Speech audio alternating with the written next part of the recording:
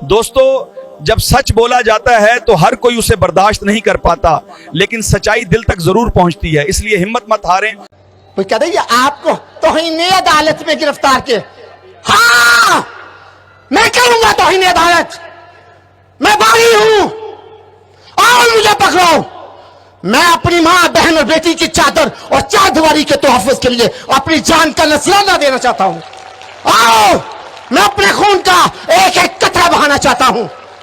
کوئی گورنمنٹ کو نہیں ہے، میں کسی کو نہیں مانتا، میرا تعلق پاکستان مسلم لیگ سے ہے۔ وہ بھی اگر کہے کہ اپنی ماں اور بہن اور بیٹی کی بات نہ کرو تو میرے لیے مور جماعت بھی فارغ ہے۔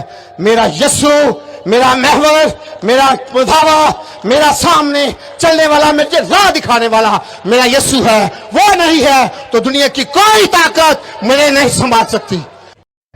مزید نئی اچھی ویڈیو اور خدا کے کلام کو سننے کے لیے چینل کو like and share and subscribe کیجیے گا۔ God bless you.